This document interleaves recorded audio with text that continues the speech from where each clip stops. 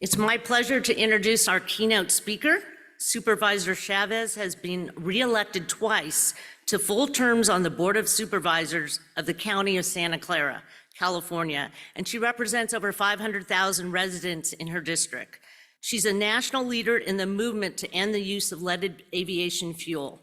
Regionally, Supervisor Chavez is a member of the Caltrain Board of Directors, playing a leadership role in the electrification of Caltrain and planning for high-speed rail.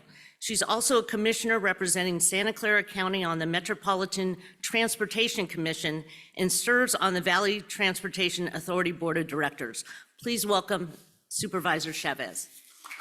Thank you, Darlene. Thank you. Good morning, everyone. I don't know who sponsored the coffee, but let's say thank you to them as well. I am really delighted to be with all of you. I'm really thrilled that I got an invitation to come, and I had an opportunity to attend a workshop yesterday, and I learned a great deal. So my name is Cindy Chavez. I'm a member of the Board of Supervisors in Santa Clara County, and I wanted to just share an update about what the county's been up to relative to our airports, particularly as it relates to lead in our community. So first, a little bit about the constituents. I'm a member of a 5-member Board of Supervisors, and we have 2 airports that are within our purview, 2 regional airports. And I'm really excited, Eric Peterson, who runs our airports, is here. Where's Eric? Oh, all right. Eric, stand up. Let everybody give you a round of applause. He is my phone-a-friend if you have a question I can't answer, so there you go. As you can see, I sit on a number of committees, and the importance of that really is that one of the committees that I served on for many years was the Bay Area Air Quality Management District, which is a very important partner that we have in our region to help with air quality. The County of Santa Clara is 2 million people, and we used to be known as the Valley of Heart's Delight, and as you can see, we have a lot of people who've come to enjoy that. We're home to Google, Apple, Cisco, Hewlett-Packard, eBay, AMD, Adobe, and many, many more. And we have cities in our community, San Jose, Palo Alto, Mountain View, Cupertino, and Sunnyvale that you may know. We have one of the most diverse populations in the country. In fact, this is kind of an interesting statistic. In the technology industry in our region, over 67% of all the folks that work in the technology industry are immigrants to the United States. And that's important as we think about, how we do work to really engage the community in all aspects of the community. Over half of the households in our community speak a language other than English at home. Now, many of you may not know this, and maybe you do. San Jose, for many years, boasted itself as the 10th largest city in the country. Now we're 12th, but I'm still boasting. There you go. I represent an area called District 2 in Santa Clara County. Our county is dominated in size and prominence by the city of San Jose, which accounts for about half of the county's population. In District 2, this is the central, east side, and southeast side of San Jose. And what's significant about that, it's one of the densest parts of our region, and we have the highest number of people who are low income in Santa Clara County live in the district I represent, many of them close to the airport we'll be discussing. It's very urbanized, and a lot of people living very, very close together. The average household size in 2 zip codes surrounding Reed Hillview Airport are 3.8 or 4.35. District 2 is unique in that it's one of the areas that's got a heavy immigrant population, and homes are multi-generational, and most of our families live paycheck to paycheck. So a little bit about Reed Hillview Airport. This is one of 2 county airports that are general aviation, and the other is about 23 miles apart. Now, 2 county owned. We also have the Palo Alto Airport. Reed Hillview has been a part of our community for a very long time, first as a private airport and then purchased by the county in 1961. Simply put, Reed Hillview is a little airport for little planes on a piece of land in the east side of San Jose that abuts a number of communities. And the fence line, as you can see from this picture, and you'll see from another one, is very, very tight relative to how close people live to the airport. The airport is 200 acres, about 180 acres, and right across the street from it is another 120 acres that houses Eastridge, one of the oldest malls in the country, actually. And that mall can only build up to 40 feet because of the ingress and egress of the airport. The airport is busy, as you know, and 60% of the activity at this airport is used for training. In fact, San Jose State, which has one of the best programs in the country, uses this facility for training. Now, you will hear me say that my concerns really relate to, as we look at the airport, the incompatible land uses. And really what I mean by that is how densely populated it is surrounding the airport. And let me just be clear that obviously Reed Hill Airport has been an asset for generations to our community, but not for people who live near it. So let me just look a little about demographics. Back to demographics for just a moment. The population in the study area near Reed Hillview is predominantly not white, with 61% Latino and Hispanic, 32% Asian, and we have one of the largest Vietnamese populations in the world outside of Vietnam. Only 21% of the residents in this area speak English primarily at home. Now, one thing, I saw someone taking pictures. We'll make these slides available to you, and there are hyperlinks to every report that's ever come out will be on this, and if you need more, just reach out. The residents near the airport in the study area have a tremendous economic challenges compared to residents in other parts of the county, with 27% living below the poverty line, and the per capita income is nearly half of what it is in the rest of our county. 49% of the residents over the age of 25 have a high school diploma or less, compared to 22% for the rest of our county. As I stated earlier, the U.S. Census Bureau found the average household income to be between 3.8 and 4.3 people. To put simply, this is a very heavily impacted part of our community that is economically extremely challenged. In December, so let me just talk a little bit about why I came to where I was about the airport. When I first got elected to office, I was very open about what should happen to that piece of property and to the airport in general. I met with pilots, I met with the community, and what I learned from reaching out to everybody was that we had incompatible land uses because we and generations before us let people build right up to the fence line, period. And what that meant is that there was no way these two communities are going to live in peace given the very different desires, needs, and uses of the property. So in 2018, myself and my colleagues at the Board of Supervisors took 11 actions to plan for the site if the airport were to close. One action was to decline FAA funding so we could potentially close the airport as early as 2031. We also called for some very preliminary community outreach to hold with the residents and the surrounding community to see what they were most interested in to see at that site. Other actions which will be a focus of my presentation, was to order a study to determine whether airborne lead emissions from Reed Hillview resulted in elevated blood lead levels in our community in East San Jose. And by the way, these actions came after decades and decades, frankly, of not figuring out a way to live in harmony. So let me just say one more thing about the lead study. In 2018, when we were having the debate about the impacts of the airport on the surrounding communities, we used an EPA study that was very old, from 2008 themselves, that study. And that study said that Reed Hillview was one of the most contained some of the highest levels of contaminants, particularly with lead, in the country for a regional airport. At that hearing, the pilots primarily were saying, that study's not true, it's old, how could you possibly know what the impacts are? That actually prompted the Board of Supervisors to do our own study and to invest in that study to determine whether or not we were correct, whether or not the EPA was correct.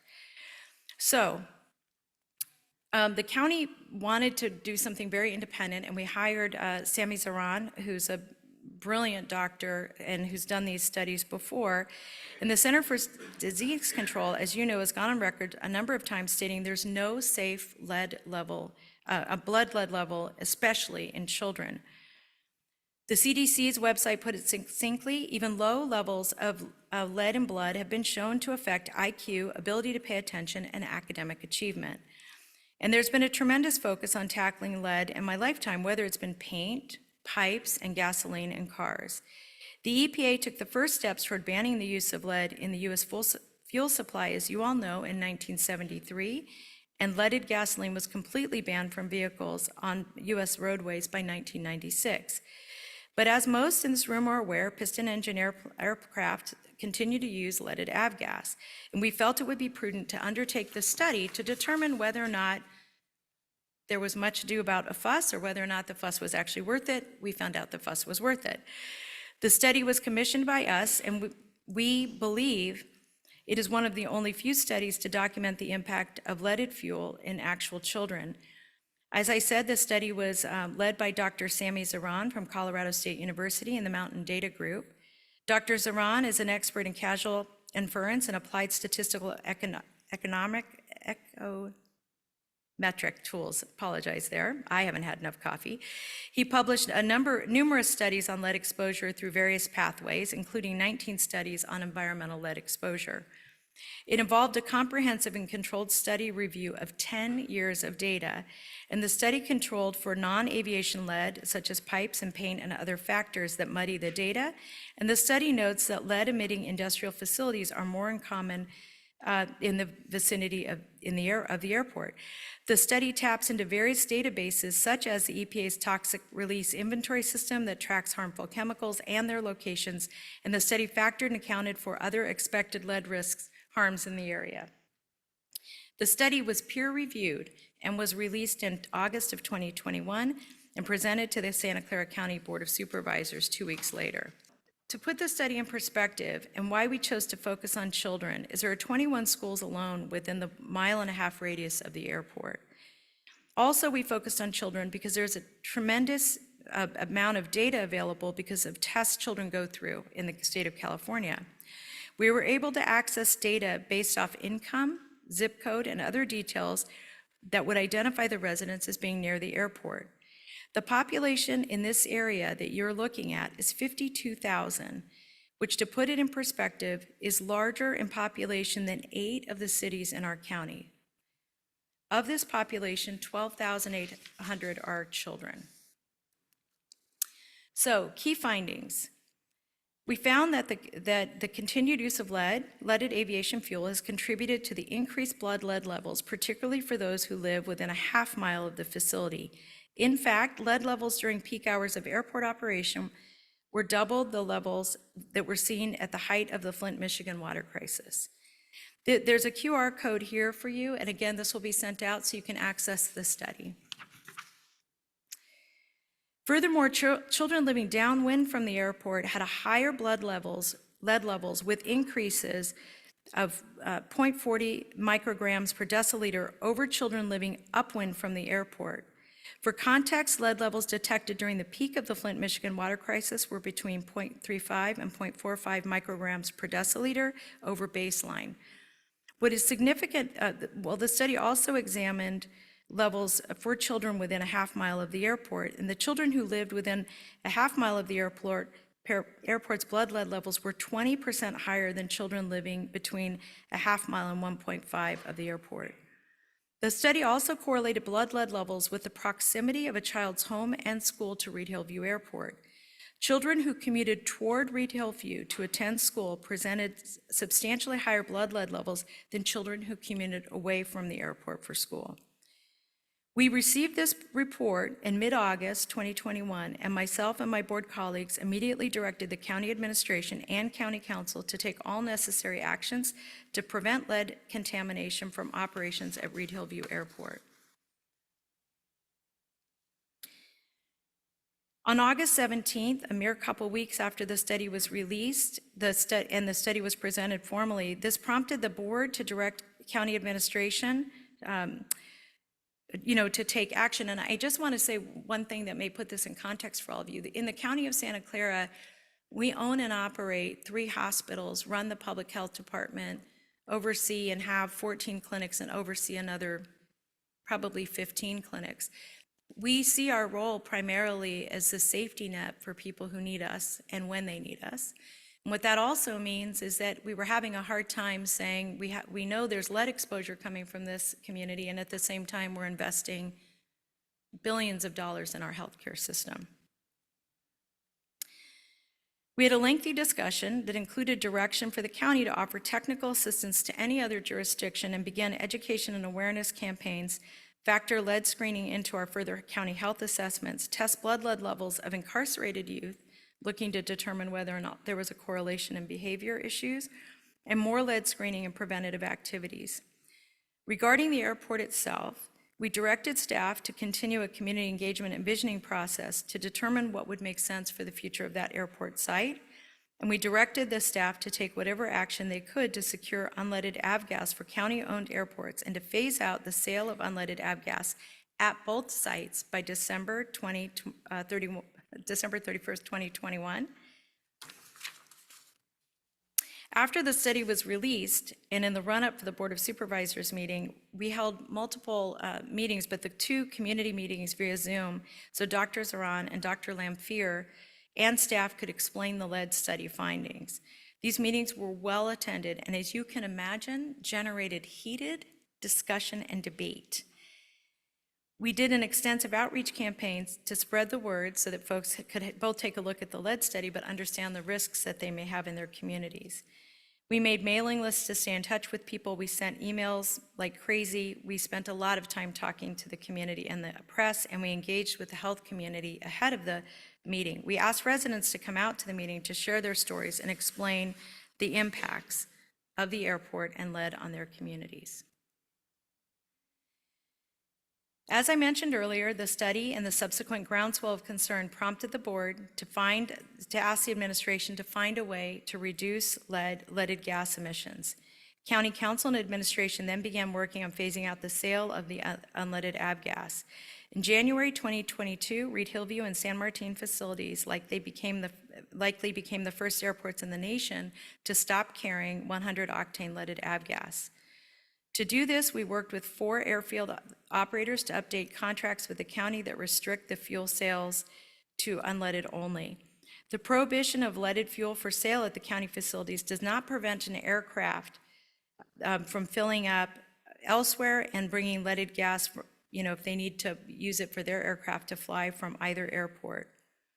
The unleaded fuel available at Reed Hillview and San Martin is 94 octane and is FAA certified as safe for the use for approximately 68% of the piston engine aircraft, the type that use Reed Hillview and San Martin airports.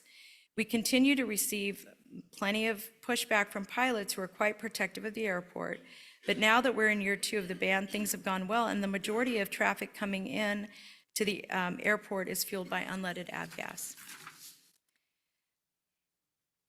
So, as you may know, the EPA issued in mid-October its endangerment finding that emissions of lead aviation gas from piston engine aircraft engines is a public health hazard. This finding is an important step toward desperately needed regulation of leaded avgas. We worked with Earth Justice along with Nationwide Coalition of Community Groups to file a petition calling on the EPA to take the necessary steps to eliminate lead pollution from aircraft throughout the U.S. This too came to us in August of 2021 in the wake of the lead study and action taken by my board colleagues. 5 months later, the EPA agreed to investigate the matter. This endangerment finding went through a long and thorough review by the EPA, and leaders should be commended for all the work they did. We thank them for their diligence. Now we're asking the EPA and the FAA to get to work and develop new rules for engine emission standards as fast as possible. This absolutely can't be put on the back burner as it has been for generations. What comes next? It certainly seems that momentum is building to phase out leaded avgas. Just last month, in the middle of February, SB 1193 was introduced by State Senator Caroline Menjivar of District 20, and really what she's asking is to phase out leaded avgas by 2030. I'm sure you will be discussing this throughout the conference. As you can imagine, Santa Clara County has no intention of bringing leaded avgas back to our airports. And if you have any questions about Santa Clara County's work around leaded avgas, I hope that my colleagues and I can be a resource for you. I want to say thank you, and the reason I'm leaving this picture up is this is what I go to bed thinking about when I worry about the incompatible land uses between the airport and the community that lives so closely around it. I want to acknowledge that all of you in this room, I know, are here because you're trying to figure out solutions. I want to say thank you very, very much for all of your hard work, and I'm prepared to have questions at any, however you do that in this room. Thank you.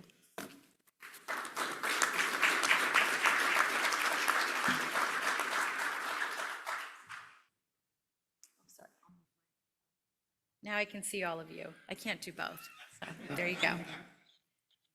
Okay, Cindy, the first question is, it's a little bit complicated to not have leaded gas at one airport when other airports are selling leaded gas and then those planes are flying in.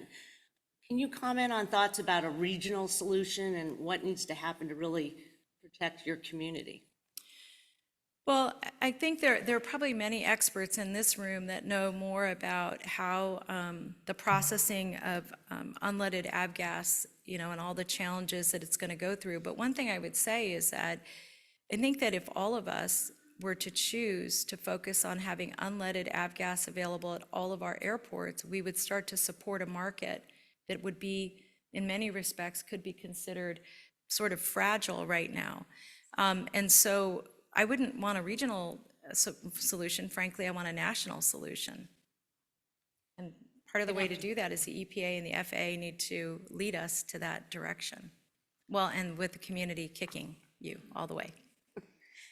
Okay, the next question is, how do you reconcile the predictions you promote done without benefit of independent data or source identification of recent studies in LA and Colorado?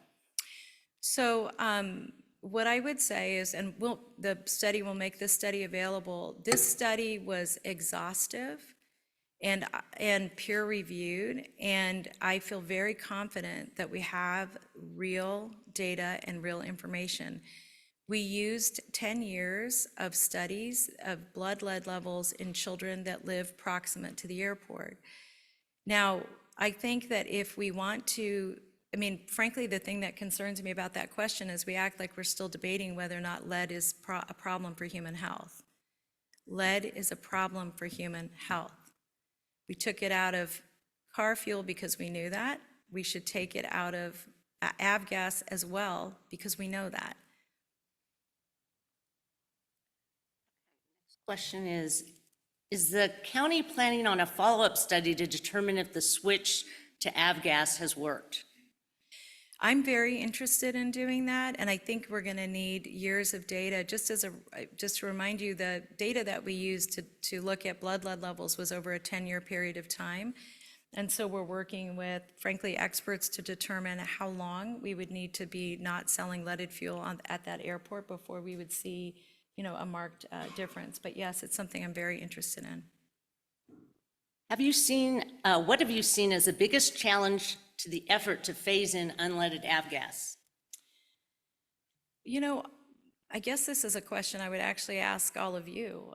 I don't know if it's a political will question or not, but what I will say is that had we done this at the same time we removed leaded gas from cars, even if we had done it on a slow trajectory, we would be so much further ahead. We would have created a market. We would have done the work that needs to be done that frankly we're just doing now.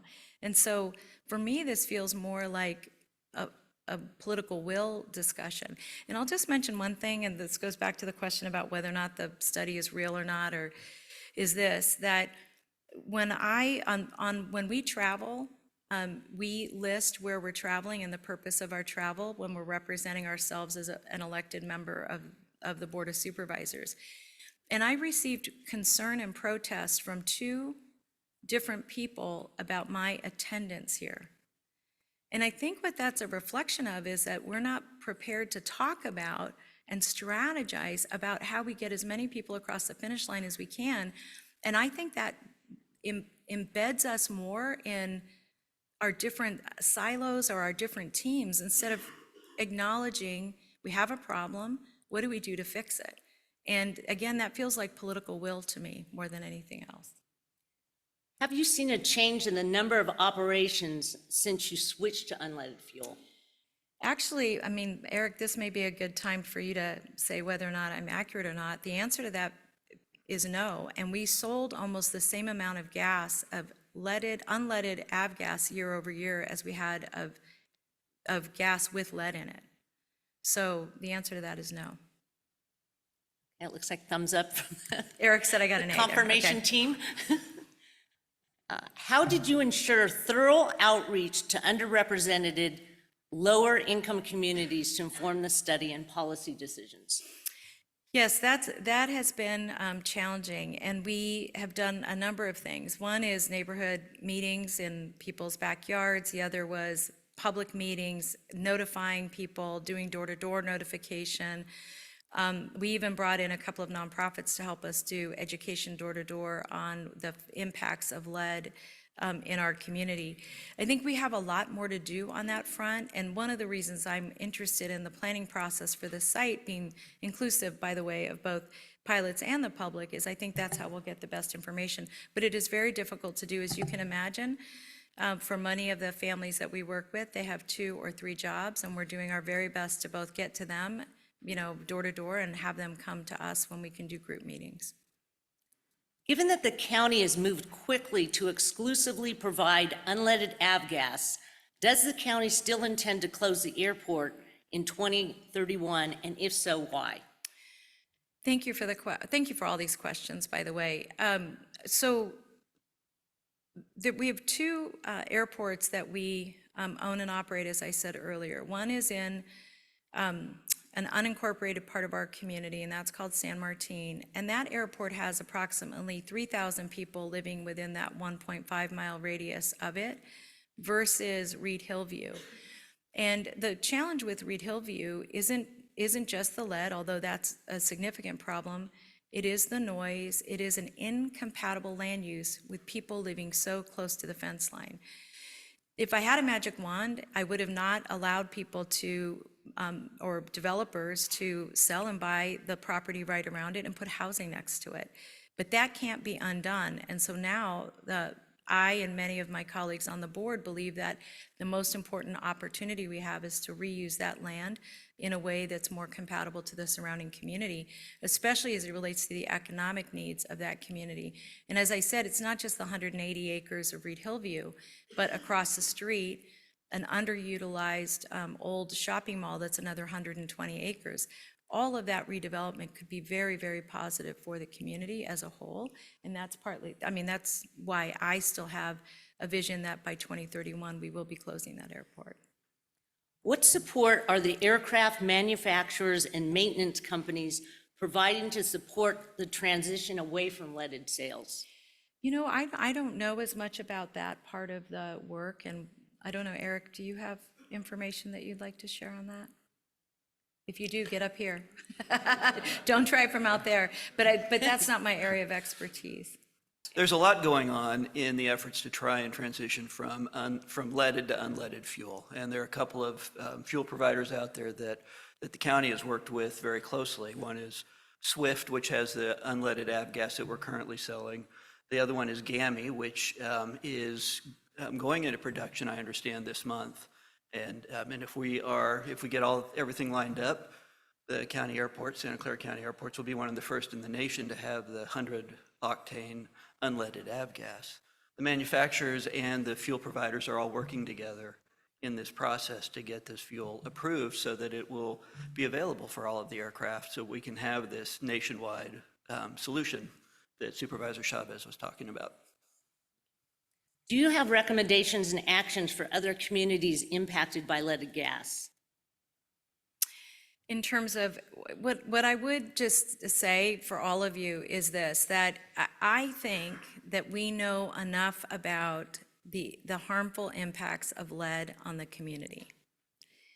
And so to me, what that means is whatever the bodies are that are managing, owning, and operating the airport should be working with the community to transition to unleaded avgas as quickly as possible. We know it causes the IQ dropping, and then, by the way, in adults, cardiovascular disease as well. So why we wouldn't all be moving as robustly as possible doesn't really make sense to me, but find the body that is responsible for the owner operator of your airport and work with them and the community to come up with a strategy for each of your regions to move to unleaded avgas. And I think also the great opportunity is it creates an opportunity for this new and emerging industry to be able to have customers, right? It's kind of we will make it so if we invest. Are the communities surrounding the airport pre-1970s when leaded paint was in buildings? What is your position on your ALUC committee in terms of compatible land uses? So it is true that this is an older neighborhood, and as I said, the study controlled for that. And I will also say that the County of Santa Clara was one of the litigants against the leaded paint manufacturers to remove lead from our community. And we have a very robust program that continues to do that. Much of that work was completed really in the 80s and the 90s. But if we discover that there are still buildings that are in need of repair, we work with those communities to address that. But again, I just want to say, I don't know why we would think, if we're worried about lead in paint, we should be worried about lead in avgas. Like, I don't really understand the juxtaposition of those two things. And I didn't understand the second part of the question. No, but what was your position on the ALUC committee? On having a committee or what role did they play? Oh, they mostly, I think they're opposed to, I don't know, Eric, do you have a thought about that one? No, I'm sorry. Oh, right, yeah. I'm going to bundle a couple questions about this, but if you plan to close the airport, will you be building a new one? How will you replace services like flight training? Are you investing in nearby airports?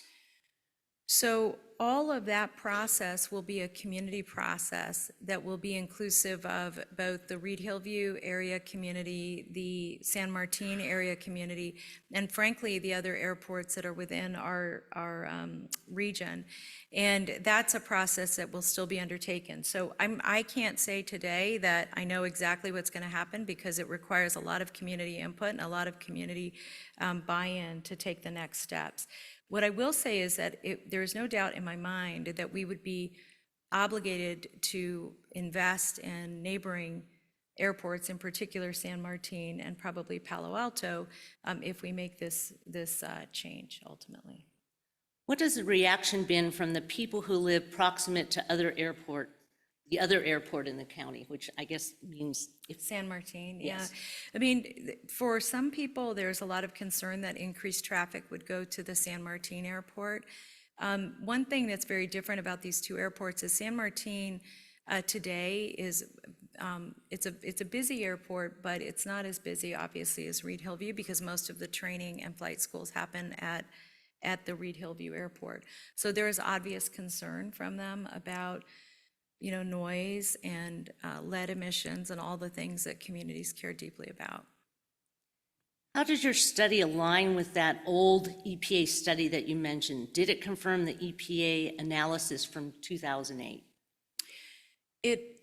They're different. They were different kinds of studies, but what it affirmed for us is that the concern that the EPA had about avgas being, having lead in it and the impacts of lead to the community, that was reaffirming for us that in fact, that Reed Hillview was dramatically impacted by leaded avgas. How much did it cost to update the fuel farm for unleaded? Do you mind responding to that? You probably remember that. We were very fortunate in that at the time the board made the decision to go with the unleaded fuel, that all of the fueling assets on the airport at Reed Hillview reverted to county ownership. They were all under a previous lease. And so when we took them over, the process of going to unleaded, the UL 94, was really just putting the fuel in the tank. There was no additional work that needed to go because those fuels are all fungible. It's a term they like to use. You can mix them, interchange them however you feel. What is your vision for the electric vehicle takeoff and landing, eVTOL, aircraft operating at county airports? What's my vision for that? I mean, I think that I'm very excited about the new technologies that we're seeing come on board. And one of the things that I'm most interested in is that from a land use perspective, I think being able to use smaller portions of land for, to take flight, and I'm really interested more in vertical flight. And one thing I would say about Reed Hillview is we've had a lot of concerns about whether or not we'd be able to fight fires and other things in this area, because if you look up on that slide, what you would see is it's very close to a mountainous area that, that we have to be mindful of wildfires, and I think with climate change, even more mindful. What I imagine is that we would be expanding our firefighting capacity at this site too, again, as part of community outreach, with an emphasis on using helicopters in that environment. So I think using new technology is going to be, part of that, I hope, is going to be that we're not always going to need horizontal takeoffs and landings, but that we'll be able to do more vertically. What's going to happen to the aviation students at San Jose University? The country needs these aviation programs for the future of aviation. So let me just acknowledge a couple things about San Jose State. That aeronautics program is one of the best aeronautics programs in the country that a public university has. And so the protection of that pipeline of pilots that we know we need the training for, and we know that we need them for all kinds of different services throughout the world, really, is very important to us. So we're working closely with San Jose State to look at where they will be placed long-term. Let me just make another acknowledgement.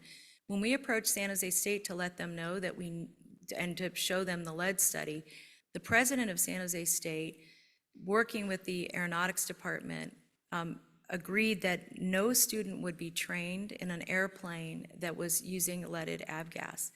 And so one of the reasons we were able to make the change, and I think one of the reasons that the amount of gasoline sold year over year has gone so smoothly, is really with the leadership of San Jose State University. So we're working closely with them because we understand we have an obligation to protect that program and protect that training pipeline. Can you comment about people should not have bought a house near an airport?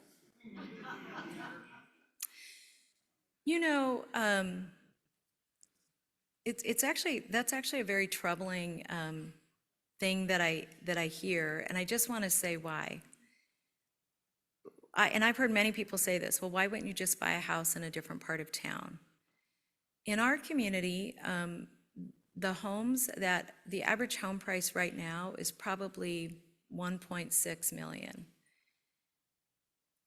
To buy a home near this airport is one of the last places you can affordably buy a home. So when you're looking to purchase a home and you need to live in a place that you work or where you're going to school, you go where the housing is. People didn't choose to live near the airport. They didn't. They chose to live where they could afford to live. And so it's sort of, to me, everybody would want to live in, like we have some Tony parts of our community, Willow Glen or Palo Alto. But the fact of the matter is people went where they could afford to live. And what the city did after World War II, as people were coming back with their GI Bills, they allowed for massive amounts of worker housing, and that's what they called it, worker housing, to be built up and around the airport, because it was a way to affordably do it. And all of you deal with, the development communities, they will sell and build on whatever you let them sell and build on. And that was a mistake that the city made generations ago. Has the city considered buying out incompatible land and converting the compatible to compatible use? That's what I want to do with the airport. I'm just kidding. I understand the question. To buy, so let me just say, for those of you who've flown into the Normanetta International Airport, you would see that you're coming in, not unlike San Diego, into a community that's, again, we built right around the airport there. And as you fly in, what you would see is some open space just on the other side of the freeway. The city, and I don't know if the FAA bought out the neighborhoods there. The FAA was involved. So we bought out a neighborhood. For us, just a reminder, if we're spending between $500,000 and $800,000 a home, I'm not sure who would pay for that or how. Given how airports are connected to each other, have you and how have you explored collaborating with other airports so everyone can switch to unleaded avgas? So we are making technical assistance available to anybody who's interested. We're making our study available to anybody who's interested. I know Eric fields questions, and we do too. And we are offering technical assistance to anyone who's interested in that. This might be a question to ask to the researchers, but if you can cover it, how did you technically do the lead tests? Did you see a way how individuals or groups could replicate the testing process? I think they must mean the tests that, so in California, if you live in a certain zip code, in part because of the, old housing stock, you get, as a child, you get tested for blood lead levels today. And so what that allowed us to do is, working with the California Department of Health, is get access to files that would normally be anonymous, so that we were able to, frankly, to test, again, year over year, looking at the results of those tests. And so that's a public health process that we have in our state. Are any tax incentives being proposed to encourage general aviation owners and operators to convert to non-leaded avgas? We are not doing that, but I know that a number of cities in our communities, surrounding communities, are looking at subsidizing the cost of unleaded avgas to make it more of an inducement for people to use unleaded fuel. Has Santa Clara conducted an environmental study of the effects of leaded fuel use at other communities as pilots seek leaded fuel elsewhere due to the ban? No. What will the county do to mitigate negative effects of the increase in flights for the 3,000 households near the remaining airport? We have a lot of work to do, and I don't have answers to those questions. Those are questions that we need to answer with the community, both with the pilots, with the county, with the surrounding cities in that area, and certainly with the community in that area. Hey, I think that those are all the questions. Thank you for your deep replies. I think that's very appreciative. And we are going to now switch the set to the next session. So please thank Supervisor Chavez. Thank you.